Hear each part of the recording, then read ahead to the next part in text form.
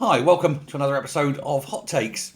One thing that very rarely, if ever, gets any press coverage is what President Trump is doing to the cartels in South and Latin America and Central America as well, I suppose Mexico and that. But what he's doing is he's sending the United States Air Force, Coast Guard, Navy, you name it, out, and they are stopping the boats. They're stopping the cartel boats, or they're bombing plantations and things like this. And this is really, really upsetting certain people.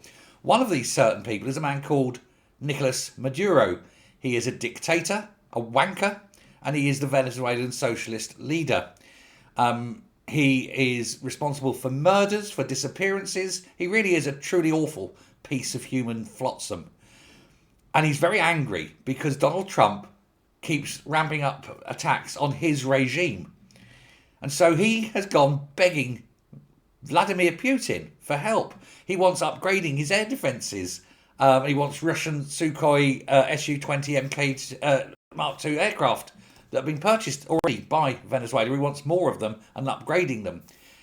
He wants overhaul of the engines on these things, and he wants new radars. He wants 14 sets of Russian missiles. And he wants an unspecified what's called logistical support, which means basically Russian soldiers on the ground, I suppose. And this has been released, and it's in the Washington Post. It was released by US intelligence services. So this has come to light in the Washington Post. Like I say, you don't often see these things come out. They're not normally done. They're usually quite secretive.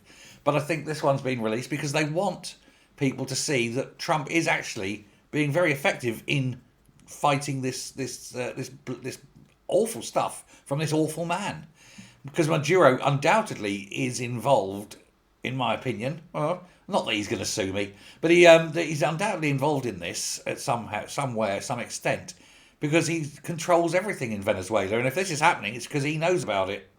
But the US have done multiple strikes, military strikes, on Venezuelans, on Venezuelan drug traffickers, and especially out in the open ocean. They just sink the ships.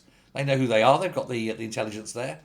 They've taken out 61 dealers or mules, whatever, traffickers, and the Venezuelan authorities are not liking it. We're going, well, hang on, we need the money, we need our drug money, because even though we're sitting on the fourth largest oil reserve in the world, we can't get it out because all our oil rigs are knackered, old, and in need of repair, and we're not allowed to fix them because the Americans have said no because they don't like socialists or communists and dictators on their doorstep. Now, the Russian interests in Venezuela go back a long time ago. Hugo Chavez, another one of the dictators there, he was in power from 2005 to 2007. He was an obnoxious piece of shit as well. But he signed contracts with the Russians and everything, and tried to keep the axis of power with Venezuela, Cuba, Nicaragua. There was the other one. Oh, good Lord. What was the other one that was there? Chile? No, definitely not. They're right-wing, aren't they? Whoever it was the other one there, up in Central America. Guatemala, maybe? Who knows? But they were all in this loose confederation with the Russians. And, of course, with the falling price of oil, because when this all started, oil was like $100 a barrel. It went down to about $50 or $60 a barrel. That's when all the trouble started in Venezuela. It's gone up again, of course, but by now it's too late because all the oil rigs are shagged, and they can't get the money. But they're losing money left, right, and centre. So he's had to modify his approach to earning money from the country. So he has drug dealing, and he doesn't like the fact that the Americans are stopping it. And so he said, "Please, Russia, will you come and fight the Americans for us?" Let me tell you, even Putin isn't going to do that, is he? Just never ain't going to happen ever. So Maduro is really in deep, deep shit. Good, he deserves to be. Hopefully there'll be a revolution. They can dangle his corpse out of a window like Ceausescu or, the Italian one who's gone out of my head now. Mussolini, good Lord. Anyway, there we go. Let me know what you think. Should pieces of shit be taken down so that people can have a decent life?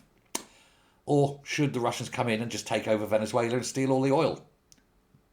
Let me know your views on that. Thanks a lot.